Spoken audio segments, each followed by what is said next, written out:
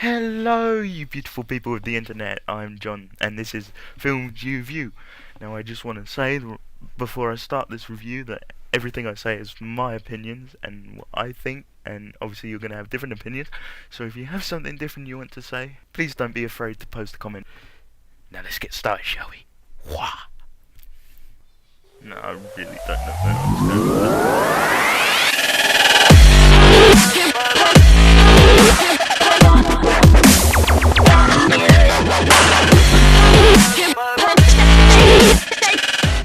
So today I've decided to review The Interview. Now I recently watched this and I thought it was a good movie. Granted, it wasn't the best movie I've watched, but still I would say it would be a good watch. Kim Jong-un's people believe anything he tells them, including he doesn't urinate and defecate. You tell me my man doesn't pee or poo? Everybody pees and poos, otherwise he'd explode. You want us to kill the leader of North Korea? Yes. What? I flips a gangbang. Ow! There! You like it? You like it? The CIA is asking us to be a couple of James Bonds. Got me? I will not drop you. Owie! The Interview, rated R.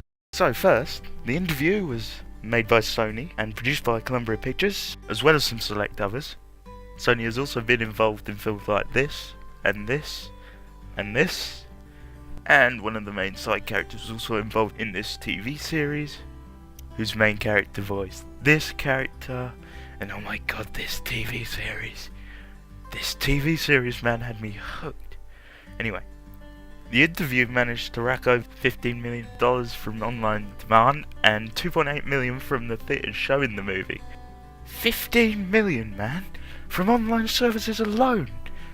Now, does this actually show that online services are starting to become more popular and we won't need theaters anymore? You know, in my opinion, I think it was just the hype that made the film actually popular from online services. I mean, the only reason people wanted to buy it there was because of the hacking, and they wanted to know what was so bad about this movie that they would get threats of hacking. I mean, surely online services aren't that popular. I mean, what do you think? Tell me in the comments below.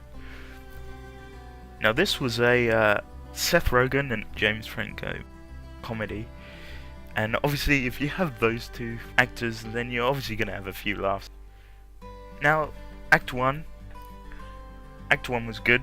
It definitely reeled me in, and I feel that I've sat there wanting to know what's going on, because obviously it being an interview and the film's called The Interview, it's obviously going to be about something about an interview. So I felt the film did really good of reeling me in. And I mean, obviously you have famous people like Eminem right at the beginning. Yeah, I mean, who doesn't love Eminem, right? Right? No, just me? Okay.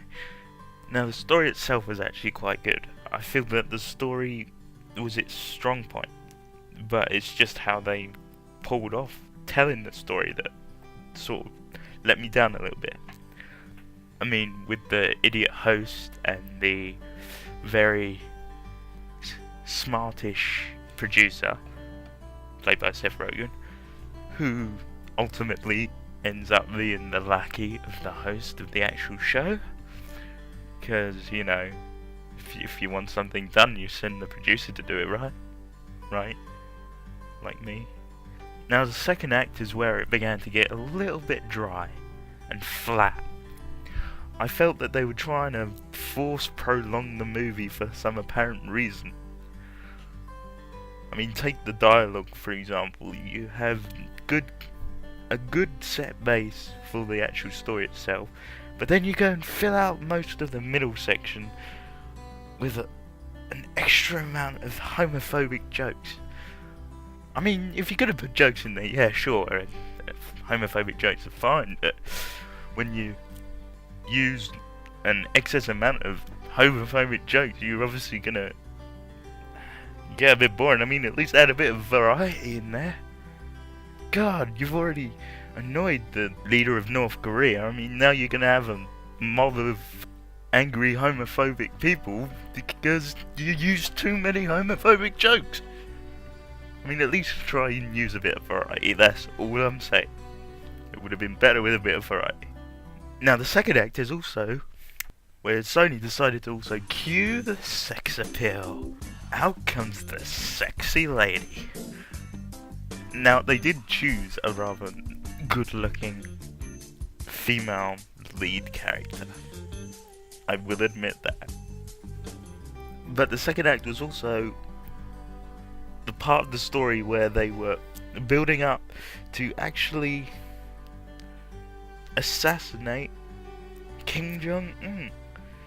And of course you have the stereotypical training scenes where the main characters are trying to train themselves up to be able to actually assassinate Kim Jong-un.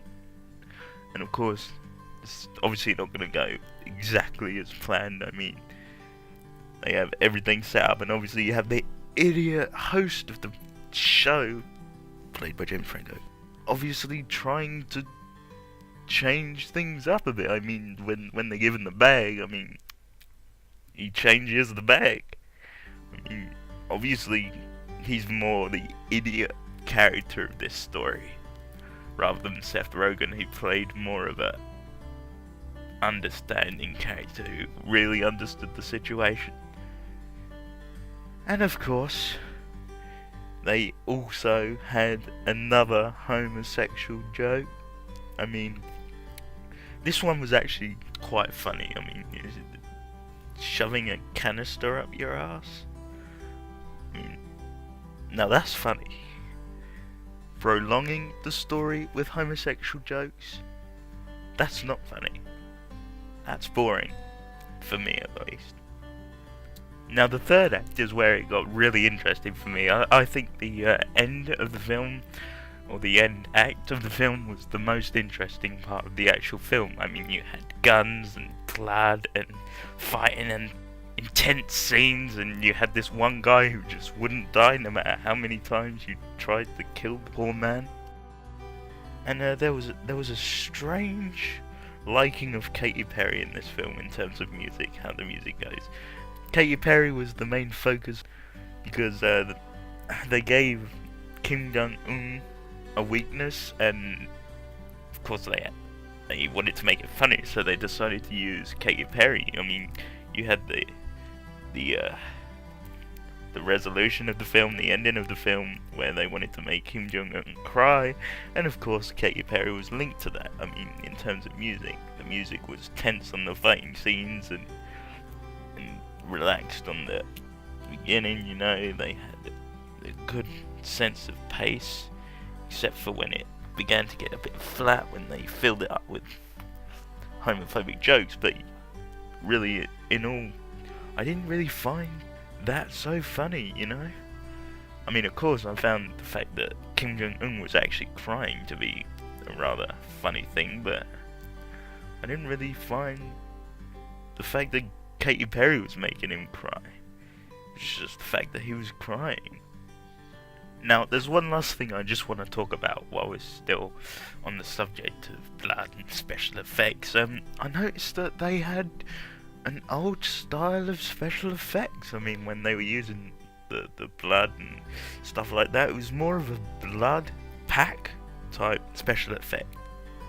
And you don't really see that in many films nowadays. I mean, this day and age, it's more of a computer-generated effects, and you barely ever see blood packs and old plastic hands for effects now.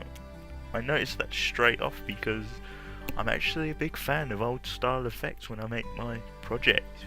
I mean, it's fun. I mean, watching the blood explode in all different types of places, that's interesting. And I just want to say one more thing. If you have good eyes, at the very end of the film, when they shoot down the helicopter, you will notice the actual rocket that they fire is obviously fake, but I want to know, how do you guys think they did it?